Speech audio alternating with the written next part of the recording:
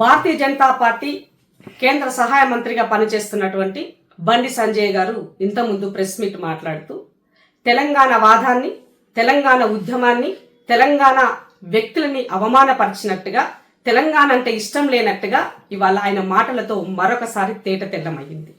ఇవాళ గద్దర్ అంటే తెలంగాణ ఆట పాట లేనిది, తెలంగాణ పదమే లేదన్నది చాలా సందర్భాలలో ఈ సమాజం మాట్లాడుకుంది. అలాంటి గద్దరలను పట్టుకొని అమరుడైన వ్యక్తి తను చేసినటువంటి వాటికి, తను చేసిన సాహిత్యానికి, తను పాడినటువంటి పాటకి, తను ఆడినటువంటి ఆటకు, తను చేసిన పోరాటానికి, తన జీవితాన్ని తెలంగాణ కోసం సాక్రిఫై చేస్తే ఇవాళ ఆ గద్దరన్నకి ఏమాత్రం గౌరవం ఇవ్వకుండా అవమానపరుస్తూ భారతీయ జనతా పార్టీ కార్యకర్తలను చంపినటువంటి గద్దరికి మేమెందుకు అవార్డు ఇస్తామని మాట్లాడినటువంటి కుసంస్కారి బండి సంజయ్ ఇవాళ ఒక గల్లీ లీడర్ కన్నా మినిమం అవగాహన ఉంటది. గల్లీ లీడర్ కన్నా అధ్వానంగా ఇవాళ ఒక కేంద్ర సహాయ మంత్రిగా ఉండి తను ఇచ్చినటువంటి స్టేట్మెంట్ ని ఇమీడియట్ గా వెనక్కి తీసుకోవాలని, ఆయనని తెలంగాణ రాష్ట్రం నుంచి తరిమి కొట్టాలని తెలంగాణ ప్రజలకి పిలుపునిస్తూ కేంద్ర సహాయ మంత్రిగా ఇమీడియట్ గా బర్తరఫ్ చేయాలని నరేంద్ర మోదీ గారిని డిమాండ్ చేస్తున్నాను.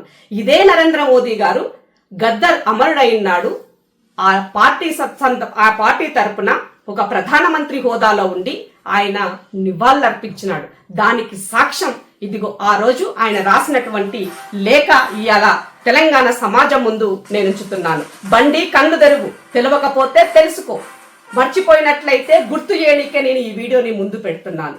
బండి సంజయ్ గాయకుడు గద్దర్ మృతికి సంతాపం తెలిపారు ప్రధాని నరేంద్ర మోడీ. గద్దర్ మరణం తీవ్ర దిగ్భ్రాంతి కలిగించిందని ఆయన సతీమణి విమలకు సంతాప లేఖను పంపారు.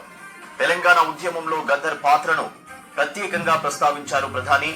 తెలంగాణ సంస్కృతి, కళను గద్దర్ పాటలు, కవితలు ప్రతిబింబిస్తాయని కొనియాడారు. బడుగు బలహీన వర్గాలు ఎదుర్కొంటున్న సవాళ్లను గద్దర్ తన పాటల రూపంలో చాటి చెప్పారని వివరించారు. తెలంగాణ సంస్కృతి, సంప్రదాయాలు, కళారూపాలను పునరుజ్జీవింపజేయడంలో గద్దర్ చేసిన కృషి ప్రజలకు ఎప్పటికీ గుర్తుండిపోతుందని చెప్పారు ప్రధాని.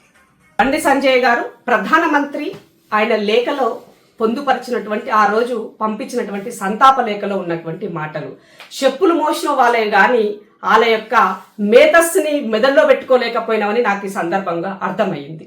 బండి సంజయ్ కళకు మీ ప్రధానమంత్రి అంటే మన ప్రధానమంత్రిగా ఉన్న నరేంద్ర మోదీ గారు చెప్పినటువంటి మాటలు నిజంగానే అవార్డులు సాహిత్యానికి, కళలకు గనక పట్టం కట్టి ఇవ్వాల్సినట్లయితే ముమ్మాటికి తనకి అర్హుడవుతాడు. కానీ మీరు చెప్పినటువంటి మాట ఎలా ఉంది అని అంటే, భారతీయ జనతా పార్టీకి నిలబెడతాను, భారతీయ జనతా పార్టీ జెండా మోస్తేనో మిమ్మల్ని మోస్తేనో ఇవాళ మేము అవార్డులు ఇస్తామని చెప్పినట్టుగా, డైరెక్ట్ గా చెప్పినట్టుగా మీ మాటలున్నాయని గుర్తు చేయాల్సిన అవసరం ఏర్పడ్డది.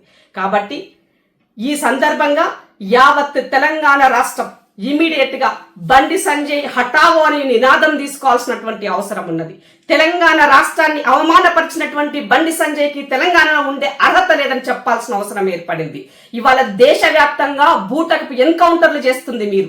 దేశవ్యాప్తంగా ఇవాళ అర్బన్ నక్సలిజం పేరుతోటి దాడులు చేస్తుంది మీరు.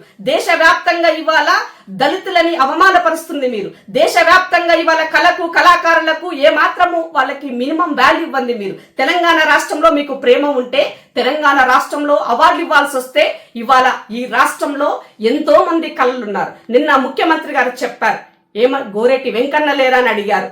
ఇవాళ ఆస్కార్ అవార్డు పొందినటువంటి ఇవాళ మన చంద్రబోస్ గారి పేరు గుర్తు చేశారు. తెలంగాణ వాది అయినటువంటి, తెలంగాణ జాతిపితగా చెప్పుకున్నటువంటి ప్రొఫెసర్ జయశంకర్ సార్ ఉన్నారు. మరి వీళ్ళెవరు గుర్తు రాలేదా మీకు అడుగుతున్నాను. పక్క రాష్ట్రంలో ఉన్న వాళ్ళని బాగా నెత్తినెత్తుకున్నారు కదా, ఈ రాష్ట్రంలో ఉన్న వాళ్ళు ఎందుకు గుర్తు రాలేదని అడుగుతున్నా. కాబట్టి బండి సంజయ్ మాట్లాడినటువంటి మాటలు ఇవాళ అవగాహన లేనటువంటి ఒక గల్లీ లీడర్ మాటలు లెక్క ఉన్నాయి. కాబట్టి ఇమీడియట్ గా తెలంగాణ రాష్ట్ర ప్రజలకి క్షమాపణ చెప్పాలని చెప్పి డిమాండ్ చేస్తారు.